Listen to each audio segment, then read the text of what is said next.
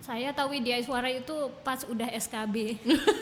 Ada Ada batasan ih, umur ada. untuk masuk SD belum? Kamu nyogok ya? Ngawur ya enggak lah. Ingin mendalami lebih ke situ sih nantinya, ke bagian keuangan. Akhir-akhir ini saya lebih banyak mendalami soal penetapan dan penegasan batas desa. Terlibat. Bandung ke ITB saya ngambil S2 Perencanaan Wilayah dan Kota. S2-nya psikologi, tapi fokusnya lebih ke psikologi industri dan organisasi. Dari Jogja untuk bangsa, suara kita semua.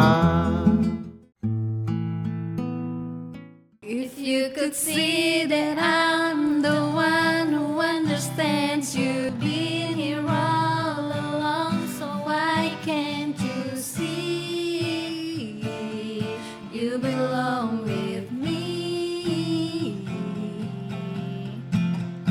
Standing by and waiting at your back door all this time, how could you not know, baby?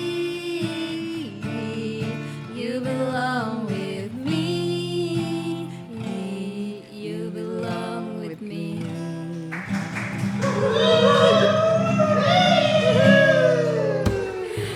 Oke, halo konco pojok.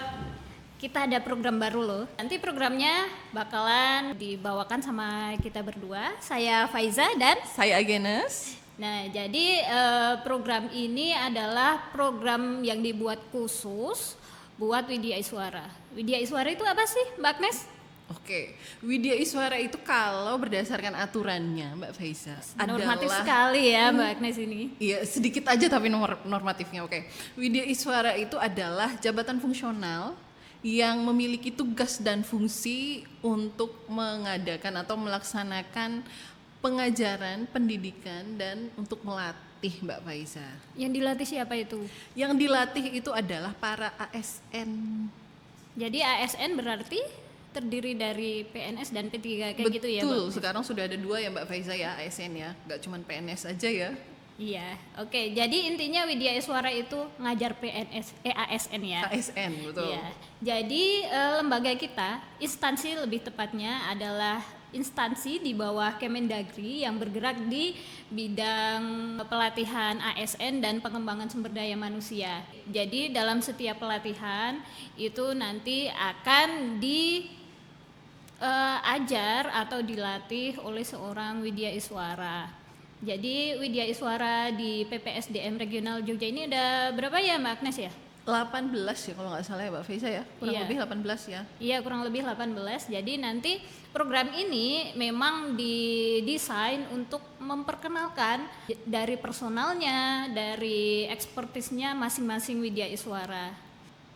FYI, jadi saya sama Agnes ini adalah Widya Iswara juga. Iya, kita Widya Iswara juga ya para konco. Iya, Widya Iswara paling muda. Jadi Widya Iswara itu ada 4 jenjang ya Bu Agnes ya. Yang paling bawah itu ada Widya Iswara ahli pertama. Betul. Terus Ada Widya Iswara ahli muda, kemudian Widya Iswara ahli madya, dan terakhir itu adalah yang ahli utama. ini udah yang paling tinggi. Betul. yang Dan utama. kebetulan di PPSDM Yogyakarta itu mulai dari pertama, muda sampai utama itu ada semuanya ya Iya, Mbak Faiza ya. jadi yang pertama cuma kita berdua. Betul. Kita paling kecil karena kita baru ya Baru, Agnes ya. betul. Jadi kebetulan kita tuh seangkatan masuk CPNS-nya ya. Betul. Itu tahun berapa ya Nes ya? Tahun 2022, betul ya? Berarti udah hampir 3 tahun ya kita Hampir ya? 3 tahun, Hampir udah 3 lumayan tahun. berarti. Tapi kayaknya pendaftaran kita itu tahun 2021 21 ya? setelah COVID yang lumayan heboh itu kan ya. Oh iya, kita Betul. awal-awal masuk juga masih pakai masker ya? Betul, awal masuk masih Iya. maskeran kita. Kita masih maskeran, jadi pas masuk mau dibuka maskernya kita pengen tahu wajahnya gitu ya. Karena masih baru, belum dikenal orang Iya, gitu, masih dan masuk juga plastikan udah gitu pakai ya. masker. Jadi disuruh buka lah masker. Tapi bukanya cuma sebentar ya. Nggak lama-lama kita bukanya karena masih memang belum boleh waktu itu ya. Langsung daftar Widya Iswara tuh tahu nggak Widya Iswara tuh apa gitu? Kalau di awal itu taunya Widya Iswara itu mengajar. Intinya cuman itu. Dalam-dalamnya belum tahu. Jadi taunya Widya Iswara itu pokoknya nanti cuap-cuap di depan gitu kan, ngasih materi ke peserta. Kalau Faiza? Saya tahu Widya Iswara itu pas udah SKB.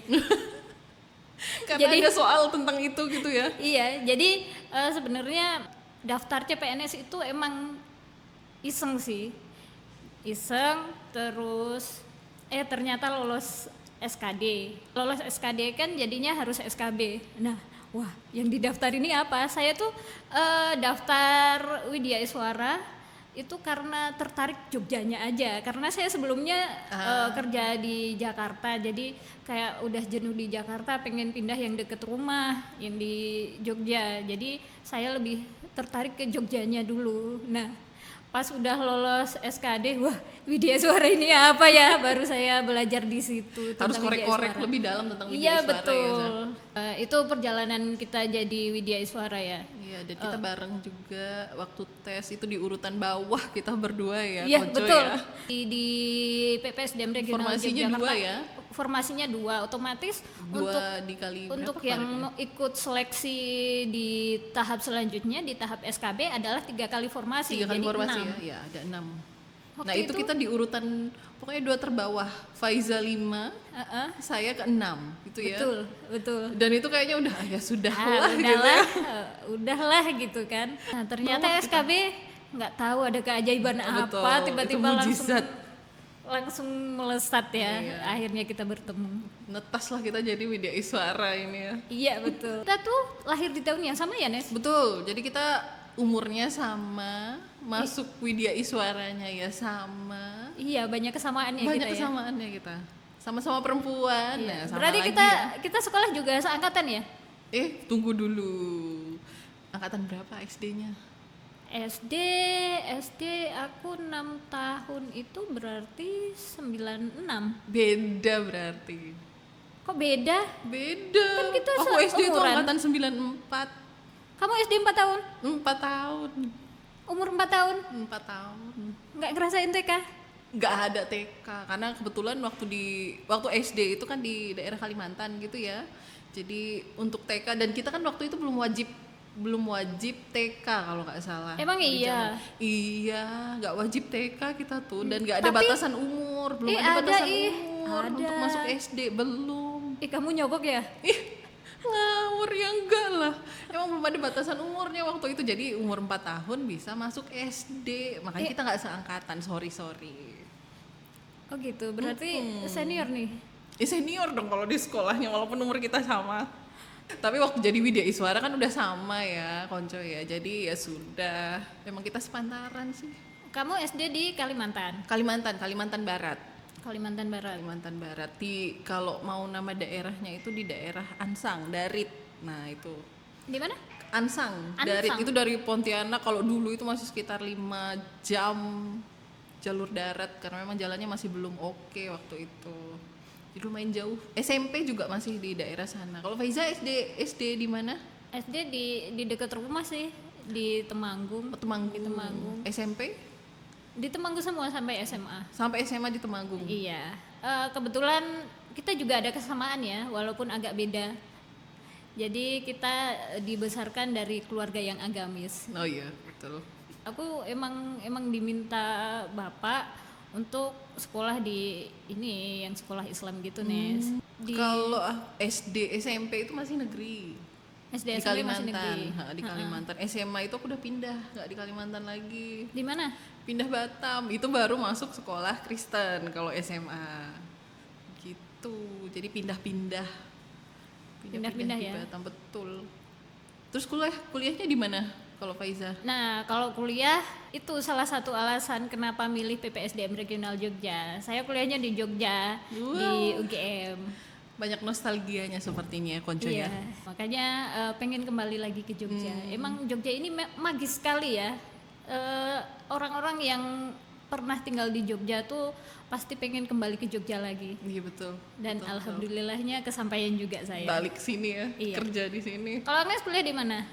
Kuliahnya, nah itu kuliahnya Kalau S1 itu di Medan, jadi emang hidupnya pindah-pindah, Pindah-pindah nomaden sekali ya. Betul. Jadi kuliahnya di Medan karena memang ada darah Bataknya gitu ya. Jadi kuliah di Medan, S1-nya di Universitas Negeri Medan. Oke. Ngambil jurusan apa, Nes? Waktu itu saya ambilnya jurusan pendidikan ekonomi. Pendidikan ekonomi. Berarti Iya, prodinya jago hitung-hitungan akuntansi. ya? Iya, hitung-hitung tapi hitung-hitung uangnya orang. Termasuk ekspertismu di bidang keuangan? Ya ingin mendalami lebih ke situ sih nantinya, ke bagian keuangan, tapi memang kan harus banyak latihan dulu ya Konco ya, nggak segampang itu buat mendalaminya. Kalau Faiza S1-nya kemarin berarti jurusannya apa yang di UGM? Di Fakultas Geografi, kalau jurusannya Geografi Lingkungan. Sebenarnya di Fakultas Geografi itu ada 3 jurusan. Yang pertama Geografi Lingkungan, yang kedua Kartografi dan Penginderaan Jauh, yang ketiga Pembangunan Wilayah. Nah, saya di Geografi Lingkungan. Di Fakultas Geografi ini pokoknya semua mahasiswa pasti bisa pemetaan, bisa Wajib berarti ya? Iya. Bisa sistem informasi geografis. Minat saya lebih di situ. Nah, karena ini Kemendagri ya, beberapa tahun lalu waktu masih presidennya Pak Jokowi meluncurkan kebijakan satu peta. Nah, ini untuk Kemendagri ini membidangi tentang batas desa. Akhir-akhir ini saya lebih banyak mendalami soal penetapan dan penegasan batas desa. Terlibat di situ berarti ya Mbak Faiza? Iya, terlibat di situ. Kemudian karena saya waktu S1 mendalami tentang kebencanaan, tentang manajemen bencana, saya lebih banyak berkutat di situ juga. Untuk informasi juga teman-teman, untuk Widya Iswara ini rekrutmennya emang S2 ya. S2 saya pindah. Nggak di Nggak Jogja, lagi. Oke, keluar dari Saya- Jogja ya. Saya pindah ke Bandung ke ITB. Saya ngambil S2 Perencanaan Wilayah dan Kota tentang RT RW, RDTR begitu. Kalau untuk Agnes sendiri S2-nya di mana, Nis? Nah, kalau tadi saya SD SMP itu di Pulau Kalimantan, kemudian SMP, SMA itu saya sudah pindah ke Sumatera, Kepri gitu ya. Tapi bukan mainland ya? Bukan. Jadi untuk kuliah S2 itu baru masuk ke Pulau Jawa, gantian gitu ya, Mbak Oh, Faiza. antar pulau ya ini iya, ya? betul, dekat-dekat Jogja di Salatiga, Di Satya Salatiga. Wacana. Oh ya.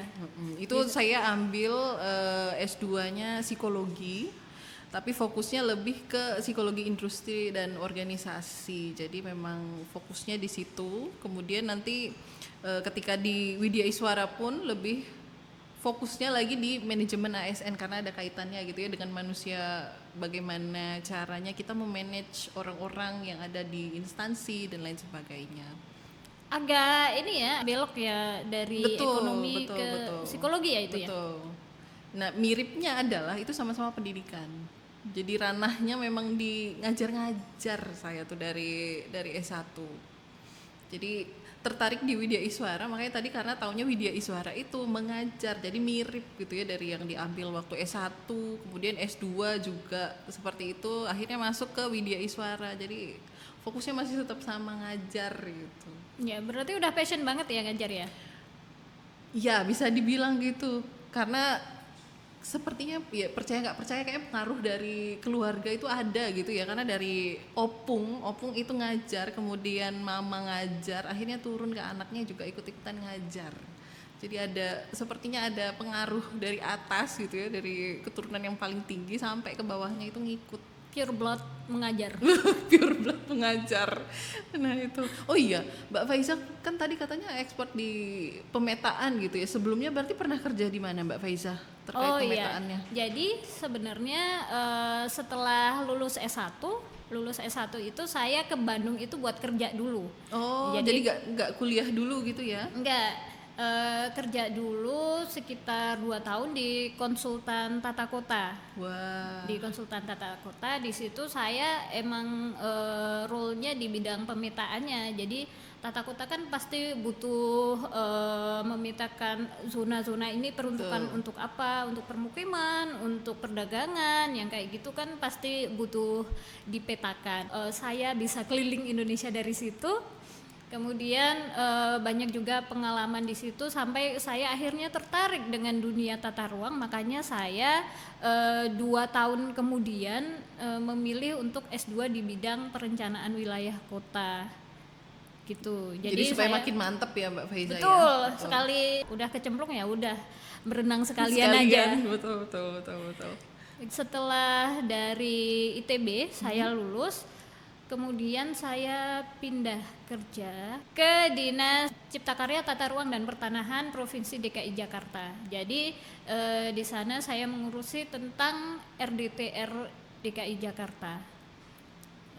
Saya juga ngurusin Jakarta 1, itu portal sistem informasi geografis di Jakarta. Jadi peta-peta yang di Jakarta semua ngumpul di situ dari semua SKPD gitu. Jadi memang fokusnya di pemetaan ya Mbak Faiza. Iya ya? betul. RDTR DKI di Jakarta dirombak total. Kemudian tahun 2021 atau 2022 itu disahkan oleh gubernur pas itu Pak Anies Baswedan. Tapi waktu itu berarti Mbak Faiza udah di Jogja dong. Iya, pas udah disahkan udah di Jogja. Jadi hasil karya sama teman-teman udah bisa dinikmati oleh masyarakat DKI Jakarta. Dan Gitu. Mbak Faiza ikut andil di situ gitu ya. Iya, alhamdulillah saya sangat merasa terhormat sekali bisa terlibat di dalam tim itu. Terima kasih untuk halo Pak Fadil, Bu Tasa, Mbak Belvi, Sekalian Pak nyapa-nyapa Heru. ya Kunco ya. Iya, setelah dari Jakarta itu baru pindah ke sini. Nah, kalau Agnes sendiri setelah lulus S1 itu kegiatannya apa kerjaannya? Kerja ya, jadi setelah lulus S1 itu saya langsung ngambil S2-nya di Satya Wacana tadi di psikologi gitu ya. Nah, setelah lulus itu diminta untuk bantu ngajar di Fakultas Psikologi. Jadi sekalian Jadi dosen gitu ya? Ya, jadi dosen tidak tetap di Fakultas Psikologi dan di Ekonomika dan Bisnis. Nah, fokusnya memang di psikologi industri dan organisasi, walaupun ada apa namanya mata kuliah lain yang diajar, tapi memang fokusnya lebih di psikologi industri dan organisasi. Nah, seru ngajar mahasiswa karena beda ya, waktu S1 itu saya prakteknya di SMA, jadi beda ngajar pelajar-pelajar SMA, kemudian ngajar mahasiswa, sekarang ngajar bukan ini ya, tapi bukan orang tua ya, tapi bilangnya apa Mbak Faiza ya, Orang yang dewasa. lebih orang dewasa. Nah, walaupun mahasiswa dan SMA juga sudah dewasa, tapi ini tingkat dewasanya sudah lebih tinggi dari mereka-mereka yang tadi gitu ya. Jadi ada tantangan yang beda-beda, tapi ternyata setelah dijalani bisa ya Mbak Faiza ya, kita jalani pelan-pelan, ternyata ya terlewati juga itu semua tantangan-tantangannya. Jadi memang ya itu tadi, pure blood mengajar, sampai sebelum jadi Widya Iswara pun sudah mengajar juga gitu ya di Satya Wacana di Fakultas Psikologi. Oh ya, soal mengajar juga ini aku juga pernah jadi dosen, tapi iya, cuma kita 1 sama semester. lagi ya. Gak apa-apa, berarti kan sama juga kita ya, berarti ada kesamaan lagi nih, sama-sama Iya. pernah Jadi mengajar. waktu itu diminta bantuin temen dosen di Pradita University, itu di BSD sana. Halo Miss Dayu. Pradita University ini dulu lagi tahun pertama buka prodi perencanaan wilayah kota. Jadi saya diminta bantu ngajar soal sistem informasi geografis untuk tata ruang. Saya ngajar emang cuma sistem informasi geografis karena saya masih berstatus sebagai ini ya tenaga ahli di Pemprov DKI. Jadi cuma dikasih izin setengah hari setiap minggu. Jadi saya dosen part time. Tapi ternyata mobilitas dari Jakarta Tangsel itu melelahkan sekali. Jadi pada semester 2 saya mengundurkan diri. Tapi bedanya apa Mbak Faiza? Kan Mbak Faiza kerja di kantoran terus akhirnya harus ngajar, itu kira-kira ada bedanya kah ketika mengajar waktu itu di kampus itu? Ya tentu beda ya. Jadi di kantor itu kebetulan saya sebagai senior manager mengkontak dari divisi-divisi ini untuk menjalankan role-nya, termasuk pengawasan, monitoring, yang evaluasi begitu. Tapi di pengajaran ini beda, mahasiswa dan dosen ini guru dan murid. Kalau di pembelajaran orang dewasa tentu berbeda dengan pembelajaran anak-anak. Dasar, jadi ya? lebih banyak dinamikanya di situ. Jadi sebagai fasilitator mungkin ya lebih betul. tepatnya Jadi ya. nggak hanya satu arah yang kita ngasih materi terus mereka nelen gitu aja, nggak, banyak ngeyel-ngeyelnya juga. Betul. Ini kadang tantangannya adalah banyak pertanyaan yang kita sendiri nggak tahu jawabannya. Oh ya udah, nanti saya minta waktu buat pelajari dulu ya, kayak gitu. Apalagi dengan perkembangan teknologi, jadi informasi kan semakin gampang didapat gitu ya. Kalau kita telat sedikit dapat informasinya, mahasiswanya udah dapat duluan. Nah, iya, jadilah betul. Diskusi panjang gitu. Apalagi pasti. yang diajar beda generasi dengan kita ya. Nah iya betul, jangan gitu tapi nanti kelihatan kan kita masih muda. Iya, masih muda. Kita milenial ya. Yang kita ajar Gen Z soalnya ya. Betul, jadi tetap masih muda. Iya, masih nyambung lah ya. Iya. Masih nyambung, masih bisa berbaur dengan Kan Gen kita Z. ngikut ya. Betul. Salah satu core ASN kan, adaptif. Betul, sangat adaptif kita tuh dengan generasi baru. Kalau perbedaan antara ngajar mahasiswa sama ngajar PNS apa, Anes? Bedanya, kalau waktu itu memang pada saat itu ya mahasiswa itu masih lebih senang diberikan materi. Jadi untuk mencari sendiri itu memang masih kurang. Nah kalau sekarang itu kan sudah beda ya. Sekarang mahasiswa dituntut untuk cari materi sendiri. Masuk kelas itu sudah tidak kosong tapi punya pengetahuan. Jadi ketika masuk kelas sudah bisa diskusi nih dengan pengajarnya. Kalau waktu saya ngajar kemarin itu memang masih pengen diberikan sesuatu dulu, dikasih tugas dulu baru dikerjakan.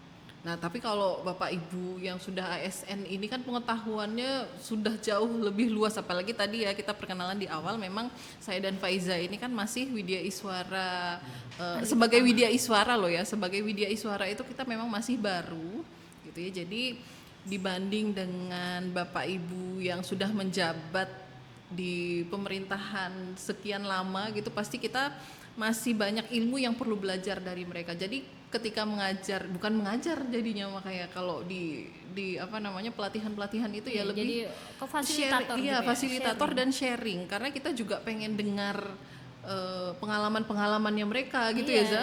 jadi emang banyak banget ya insight-insight yang sebelumnya emang kita bukan ASN jadi tahu ASN itu kayak gimana. Betul. Jadi kita masih banyak penyesuaian juga terhadap lingkungan baru sebagai ASN ini ya Nis. Banyak sekali aturan-aturan ternyata ya di ASN ya, nggak se-fleksibel di swasta ya Nis. Betul.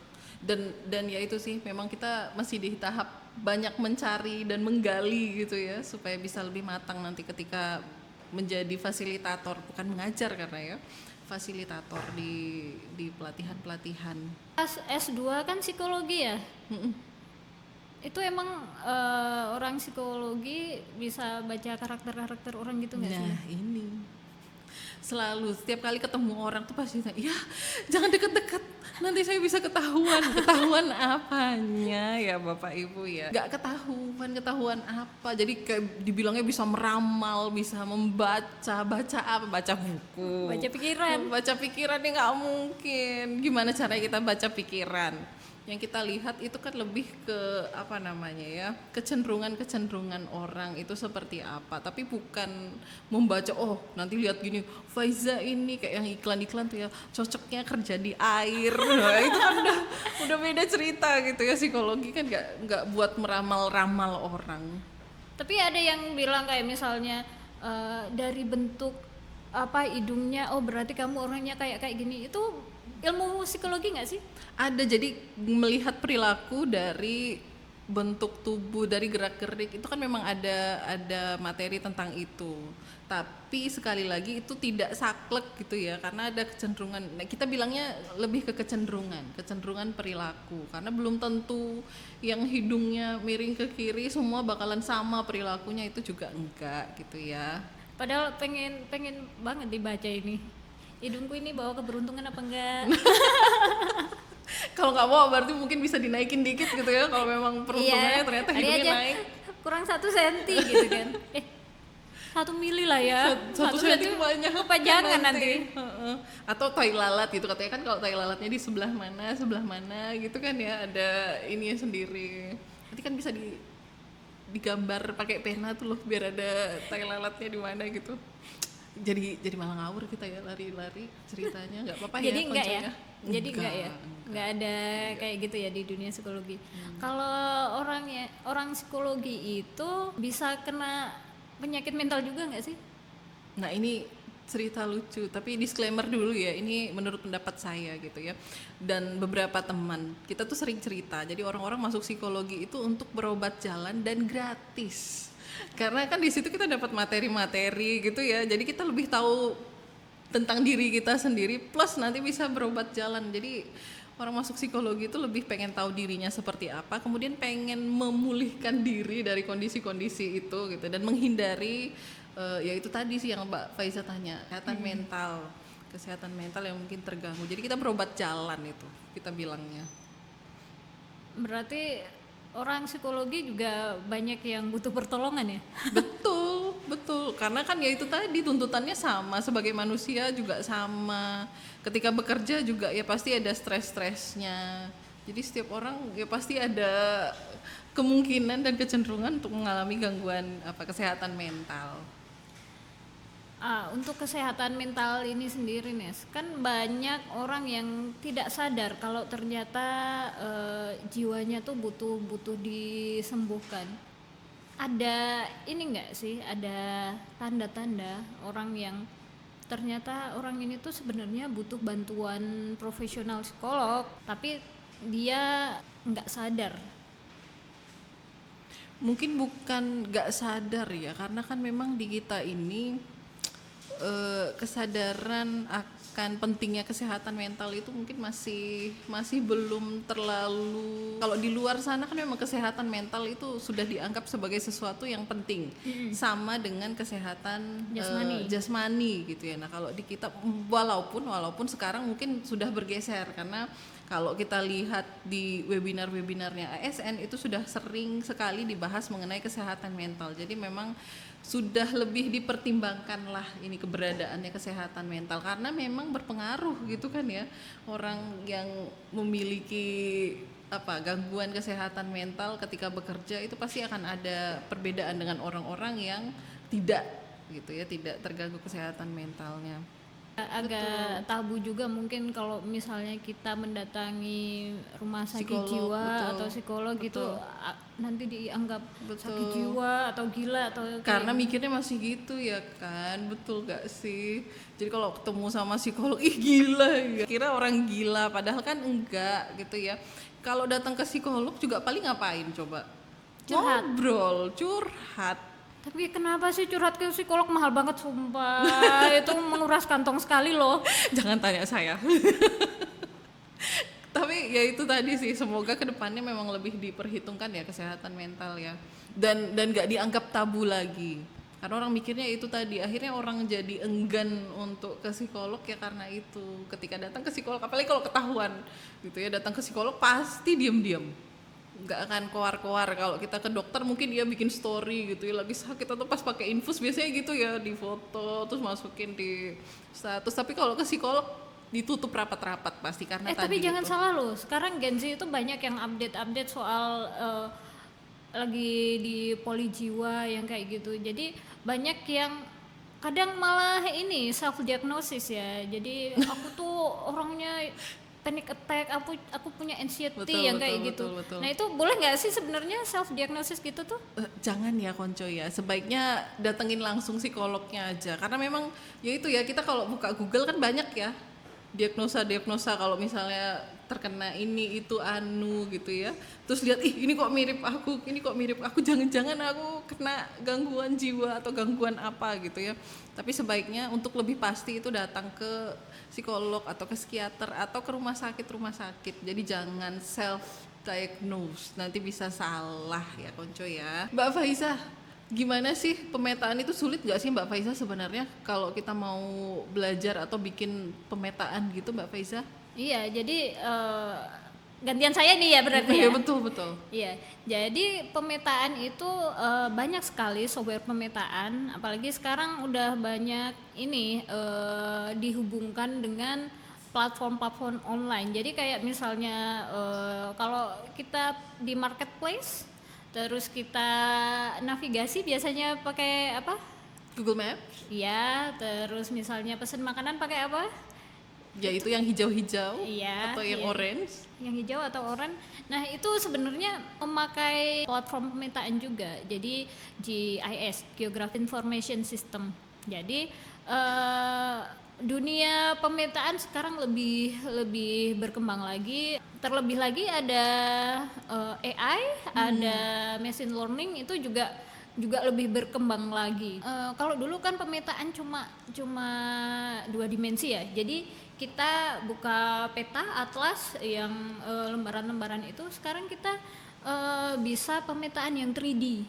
Oh, itu lebih susah atau gimana Mbak Faiza dibanding? Tentu lebih susah. Jadi di dunia pemetaan ini kita emang modalnya mantap juga, Nes, karena kita butuh komputer spek tinggi, laptop spek tinggi untuk memproduksi peta-peta ini. Kalau yang 3D, ya kita hanya bisanya dilihat dari PC. Itu Mbak Faiza biasa pengerjaannya kalau pemetaan atau bikin batas desa itu berapa lama Mbak Faiza? Bisa cepat gak sih Mbak Faiza? Sebenarnya pemetaan itu tergantung data. Oke. Jadi kalau datanya lengkap itu bisa dikerjakan cepat, tapi nggak yang langsung sat jadi ya. Soalnya kita butuh waktu juga. Misalnya batas desa. Batas desa ini kita kan nggak tahu batas desa A dengan B itu batasnya mana. Tentu butuh verifikasi lapangan dulu. Jadi ini tuh batasnya lewat apa? Lewat sungai, lewat jalan. Oh, ini lewat gunung yang ini. Nah, itu yang apa lamanya di situ. Jadi harus ada orang lokal juga, participatory mapping, kolaborasi dari orang-orang lokal yang tahu kondisi daerahnya masing-masing itu buat menentukan batasnya. Jadi untuk proses ini ya, untuk proses pembuatan peta batas desa itu tentu harus ada kesepakatan antara orang desa A, B, pokoknya yang bersebelahan. Supaya nggak bentrok nanti ya. Iya, Takutnya batasnya diambil nih batas milikku. Iya, jadi gitu itu ya. prosesnya sangat panjang untuk penentuan batas desa ini. Jadi harus ada kesepakatan antara 2 desa, terus dituangkan dalam berita acara. Dituangkan dalam berita acara, kemudian nanti kita tuangkan dalam peta. Nanti baru proses lebih lanjut di tingkat provinsi, tingkat pusat. Jadi nanti yang membidangi soal pemetaan ini adalah BIG, Badan Informasi Geospasial. Wali data dari batas desa ini adalah Kemendagri. Jadi ini nanti batas desa ini harus atas verifikasi dari BIG dan di approve oleh Kemendagri. Lumayan gitu. panjang ya prosesnya ya Mbak Sangat Faiza panjang. ya. Oh iya, tadi kan katanya Mbak Faiza itu ada penetapan batas-batas gitu ya. Nah, ketika akan menetapkan batas-batas itu, apakah Mbak Faiza itu turun langsung ke lapangan atau cukup dengan participatory itu tadi? Tergantung role saya di project itu ya. Tergantung role. Iya, jadi kalau misalnya emang diminta full 100% menangani, ya terjun langsung juga. Tapi kadang kalau lokasinya jauh, saya pernah ke Papua itu udah nggak mungkin dilakukan secara survei lapangan. Soalnya satu kampung di sana bisa satu kecamatan di sini. Bisa gede banget di desa-desa di Papua itu. Jadi kalau di Papua bukan desa ya namanya kampung. Jadi Kampung. pemetaan kampung di situ akan sangat memakan banyak biaya. Jadi tidak bisa dilakukan secara survei lapangan. Kita memanggil misalnya orang-orang di situ yang tahu sejarah kampung itu Terus kita latih untuk bisa membaca peta. Jadi ini Pak, ini jalan ini sungai ini, terus ini bukit ini. Surprise-nya bisa langsung tahu gitu loh. Banyak masyarakat yang emang backgroundnya bukan pemetaan, tapi ketika dijelaskan langsung tahu gitu. Jadi lebih banyak participatory mappingnya. Ya udah, kita menentukan batasnya lewat on screen gitu. Tapi tetap gitu ya, tetap dikoordinir dari timnya Mbak Faiza gitu ya, nggak Iya. dilepas begitu aja kan ya, masyarakat yang sudah dilatih tadi gitu ya. Iya, Iya. jadi ya banyak dinamikanya juga karena ini kan batas tentu ada kepentingan juga di situ, ya banyak dinamikanya, yaitu dinamika kerjaannya. Selain insight baru juga pengalaman baru. Itu Karena ketemu orang-orang baru ya. iya, biasa dengan ya. berbagai budaya juga.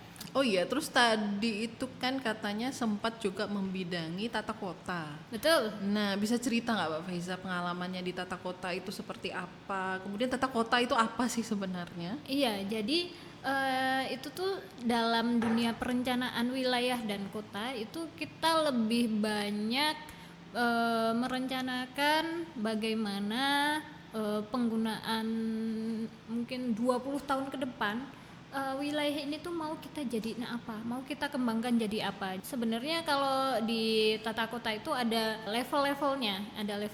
Jadi ada pemetaan yang skala kecil itu bisa RT RW nasional, perencanaan bandara, perencanaan jalan tol, jalan arteri primer itu yang itu di level nasional.